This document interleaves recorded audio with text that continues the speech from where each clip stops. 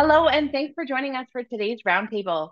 Callian and Dalhousie University are collaborating on a 3-year research project to study data exhaust from IoT devices to understand how much information a malicious person will be able to access through leaked data and find solutions to mitigate those risks associated with it. My name is Stephanie Crowley with the Canadian Security Magazine team, and I will be your moderator for today's discussion.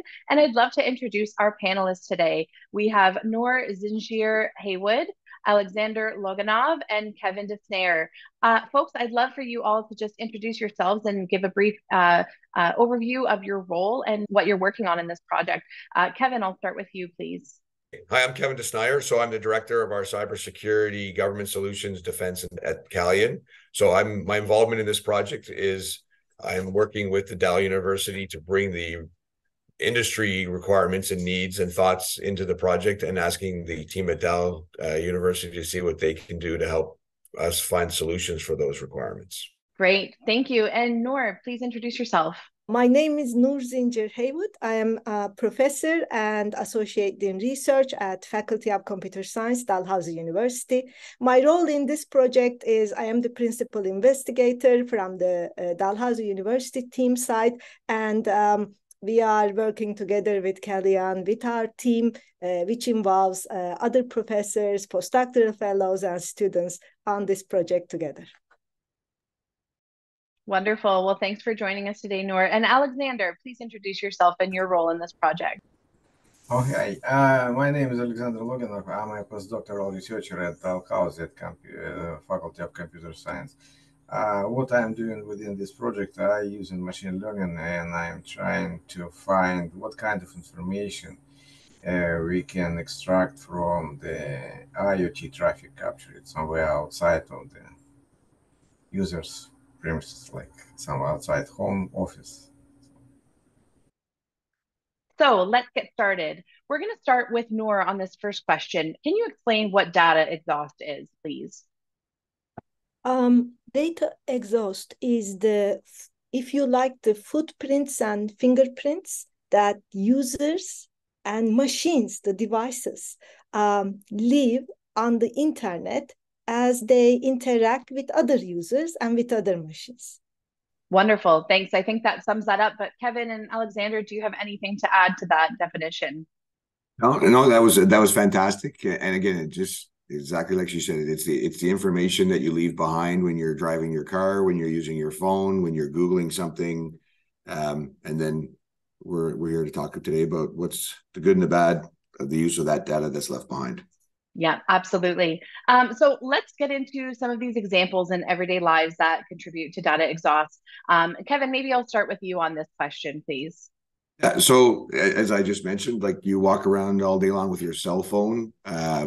There's applications on your cell phone, whether you're looking up to see what restaurant you want to go eat at, whether your device is connecting to somebody else's server for, from a workplace application. You're making travel plans. Fitness applications are a huge leak of data information about yourself. So your health records, your heart rates, where you're running, where you're traveling, all this information is collectible by different data sources that you can leave that exhaust trail in behind. Perfect. Thank you. Alexander, did you have anything to add to Kevin's answer? No, I would say this was the perfect information, perfect answer. Wonderful. And Noor, how about you? Yeah, this is great, and we can add, as Kevin said, all of the devices, right? So you might be maybe communicating with your fridge, or maybe you have a dryer or washing machine or a coffee maker connected to internet. So we can extrapolate everything Kevin said about the devices to all the smart ones that we use. There are so many smart and connected devices these days that I'm sure, a data breach can come from anywhere. So it's really important to discuss these things and be aware of all of the risks. Yeah, and just to And we want to make sure we focus, like we're talking about, like a data breach is definitely a massive risk because of that information. But there's also organizations that are thinking they're doing it for good. Advertising agencies are using this. We've all had that situation happen where you're talking about shoes and all of a sudden those shoes are showing up in your feeds. Now, maybe if you're buying shoes, that's a good thing that you're getting continued access to it. So there is some good of this happening, but it's just, we got to be careful where that information is being used. Yeah, absolutely. So Callian's purpose is to help the world communicate, innovate, learn, and lead safe and healthy lives.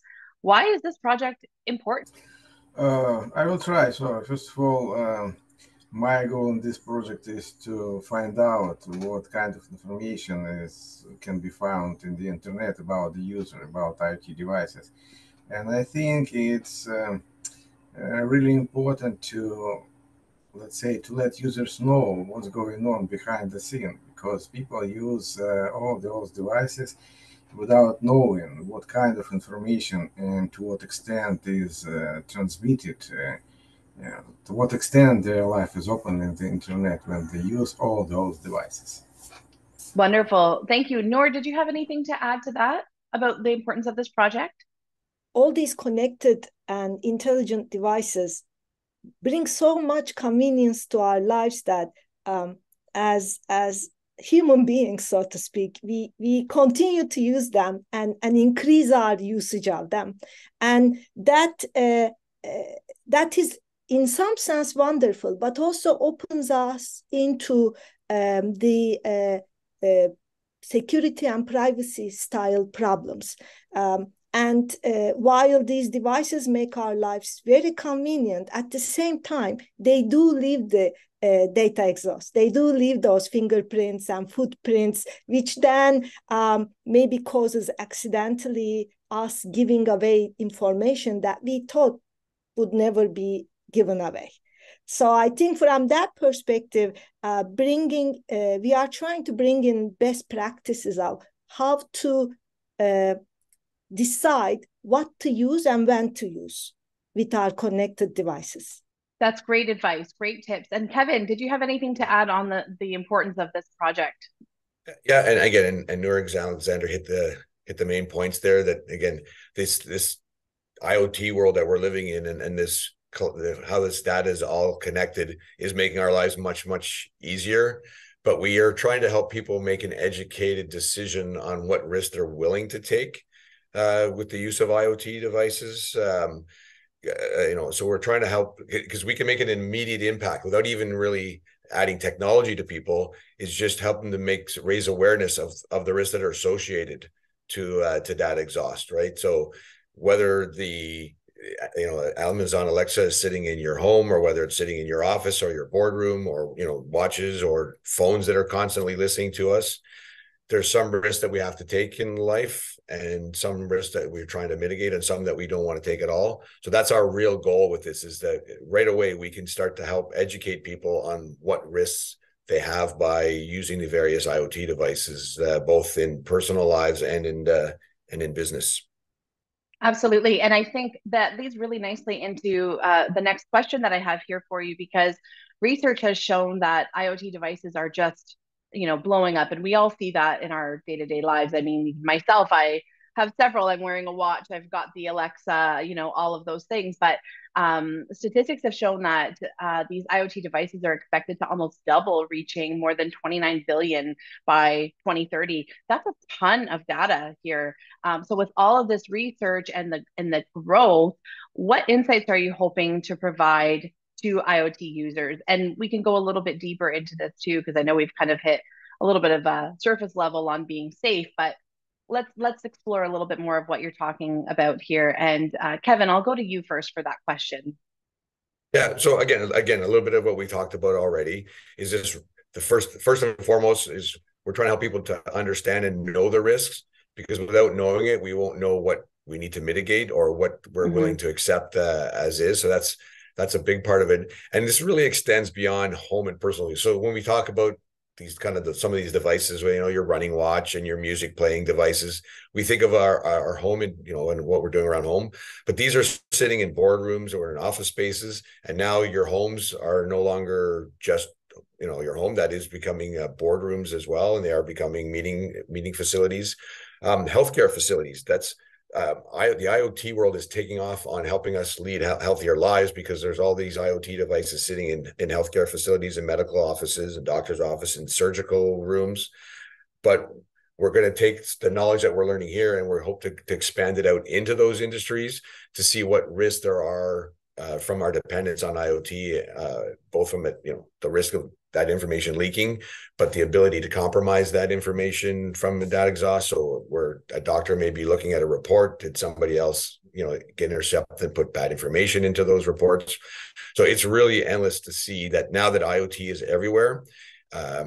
There's a story that's it's public, so we're not hiding anything, where there's a military base out in theater where some of the soldiers were just running with fitness watches, and eventually that people were able to correlate the boundaries of that military base based on the pattern of the people running around the outskirts, because that was the biggest area they had. So that's the main focus that we're trying to get there, is that, you know, we think about it as home and uses, but this is going to extend way beyond that into the defense industry, into, you know, intelligence agency, into the university, into IP.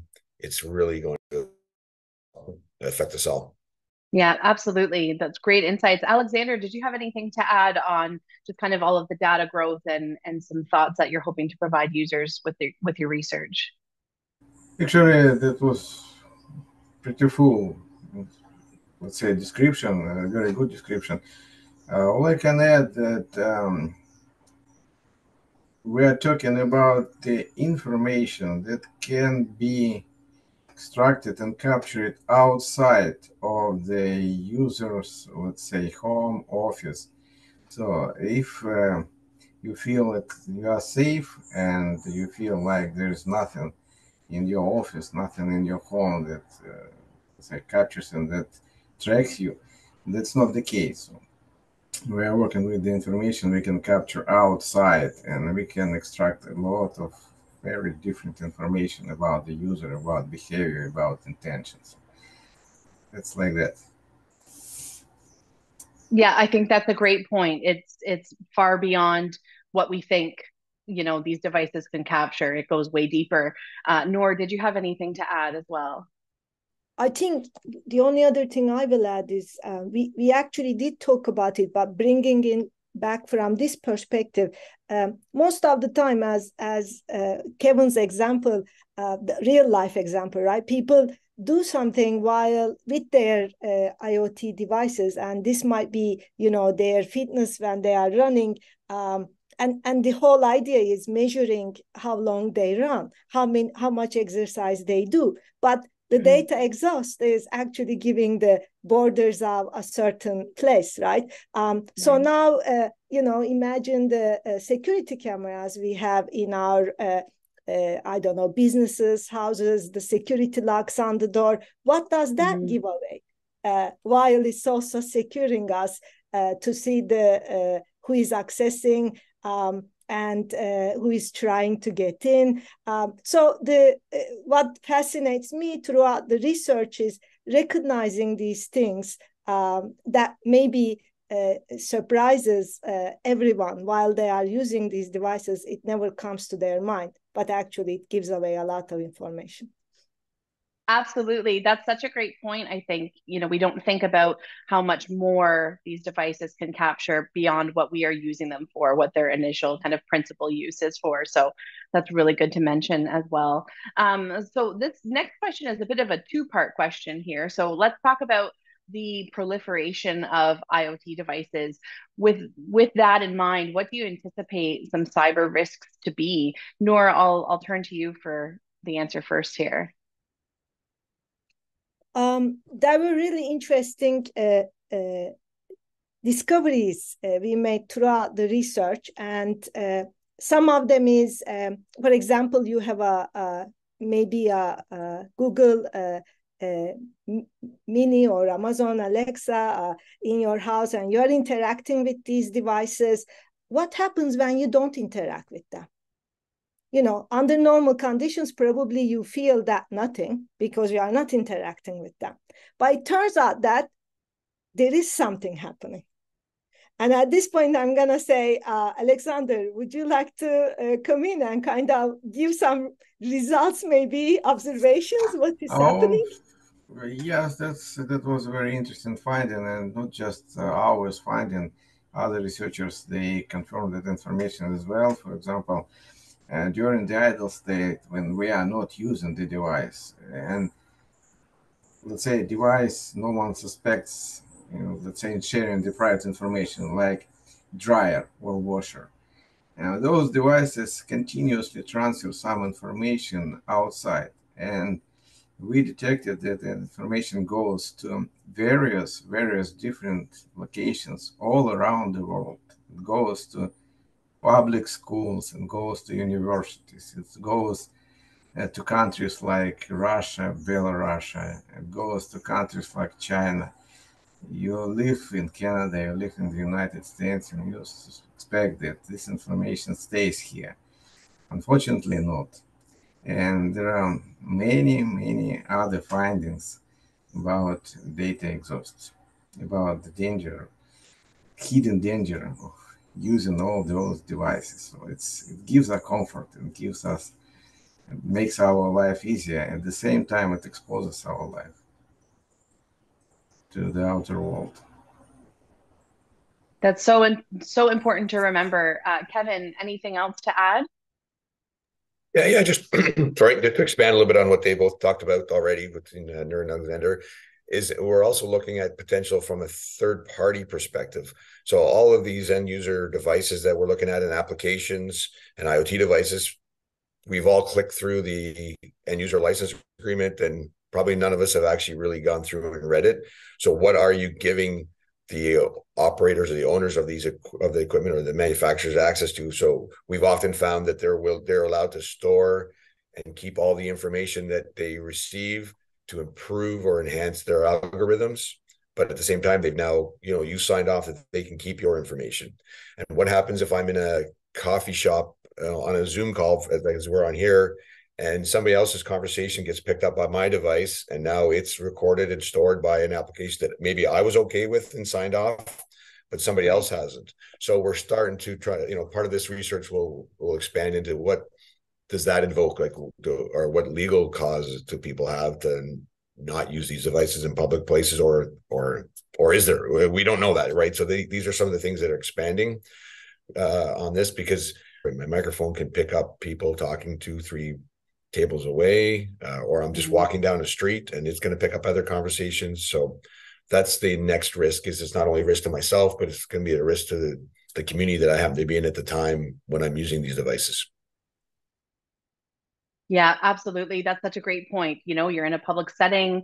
You just like you said, that real life example of something's being recorded, and somebody else could be recording our conversation, and we wouldn't have any idea about it. So really good to know. That the next part of that question that I wanted to ask to the three of you is about mitigating these risks in the future. There are cyber vendors like Callian. They can plan and mitigate those risks. And on the other side of that too, what role does AI play in this? Because we're hearing so much more about AI's capabilities.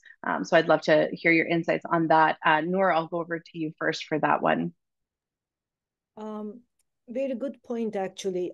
AI algorithms can play both the good guy and the bad guy, right? Depending on who is using them. So if all this data automatically already being sent from the device to someone else, the business that created the device, or someone else who is trying to collect it, obviously all of those are using AI or have the capability of using AI to analyze this data. So I don't know if someone is recording the conversation right now we are having accidentally and or deliberately, the AI algorithm can make a guess in terms of maybe how many speakers are in this conversation, and are with our voices. Maybe they will say how many of us are second language English speakers and how many of us are first language. Maybe even we'll go further, the gender, are there females, are there males, and etc., etc. So at the same time, these give more information about maybe a business is doing the conversation and the other business competitor wants to analyze. I don't know, I'm being bad here. Or it could very well be that like Kellyanne, the researchers, we are using these algorithms to actually detect if this type of malicious behaviors are happening. What are the fingerprints, footprints left, and if someone had a malicious intention, what could they use it for? So from that perspective, we are using AI to analyze this data and understand those, to detect and block and mitigate if we can, going into the future. Excellent, excellent. Kevin, I'll turn that over to you now, talking about how vendors can plan and mitigate these risks, and to elaborate on what Noor has said about AI. I mean, I'm sure there's so much in terms of capabilities.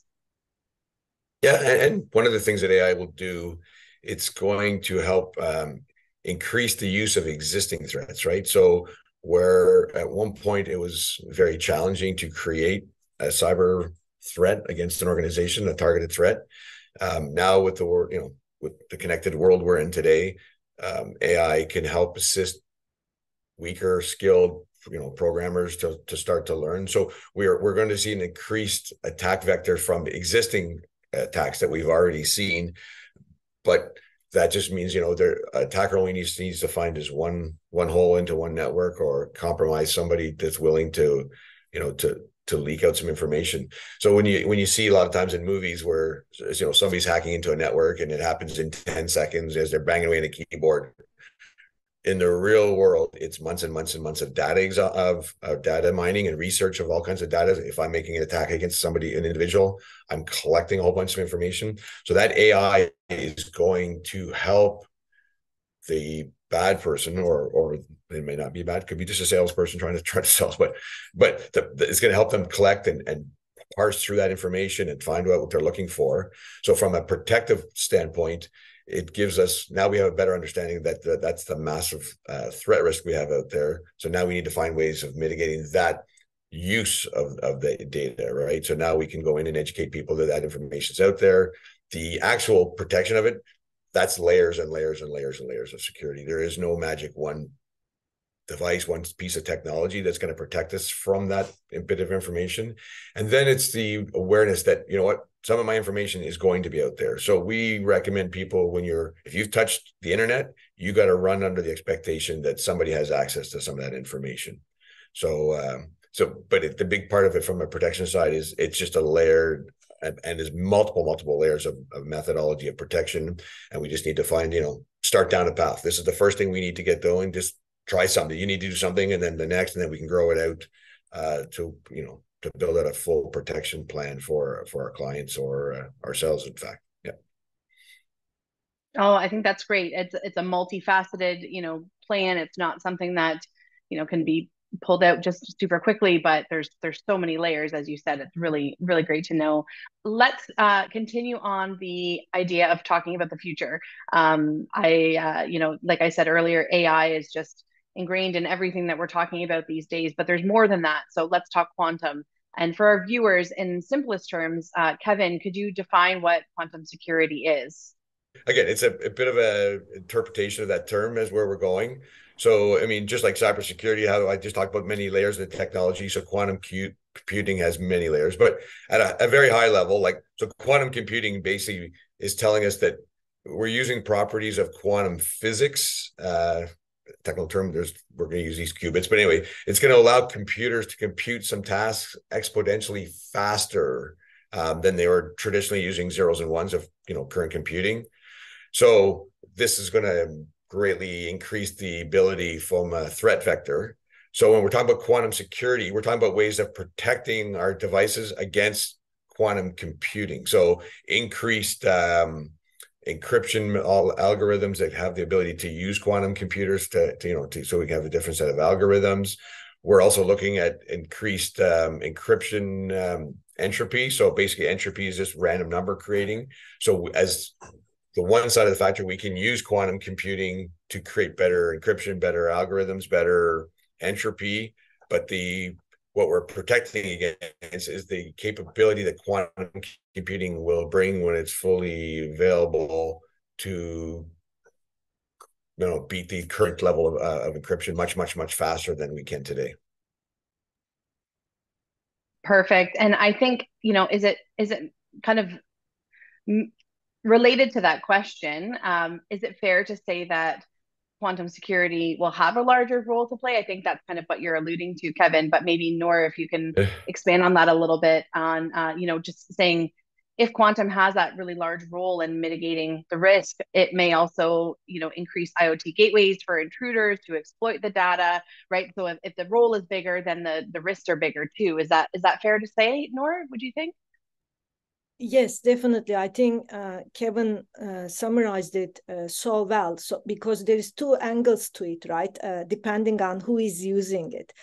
In our current systems, the encryption algorithms that we use to secure the data while it's moving or while we are storing it, are actually publicly available algorithms. There is nothing that no one knows about, about everything is known about these algorithms. What we are relying on, that trying to break them will take, tens of hundreds of years, specifically hundreds of years. That's what we are relying on. So that if I start now, I will still not finish by the time I pass away, kind of. But now fast forward to quantum computing, this is no longer possible with the current algorithms. So the work that Kevin describes in terms of new security algorithms will, of course, strengthen any attack that can happen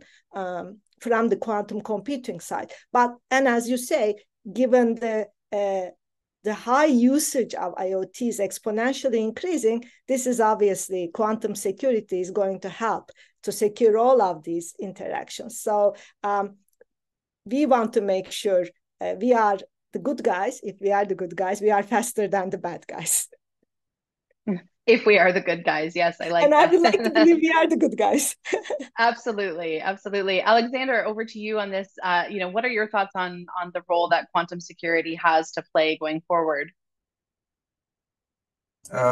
Once again, as Kevin said, this is a two-way traffic. So quantum computing can be used to break existing algorithms, can be used to improve the encryption algorithms. So it depends on who's using. And it's very important to be, let's say, a little bit ahead of bad guys and to protect the information we want to protect. Excellent. I love that two-way street analogy and kind of expanding on what Noor was saying too about, who's the good guys and who's the bad guys. We want to make sure that we're covering all of the bases here. Right. There's a lot to unpack about quantum and how it will impact us when IoT reaches 29 BN in 2030, right? So that's really important insights to have there.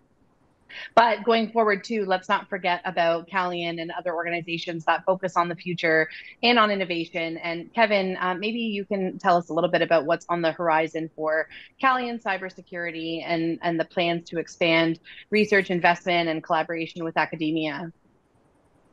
Yeah, no, absolutely. So and cybersecurity and technology in general, right?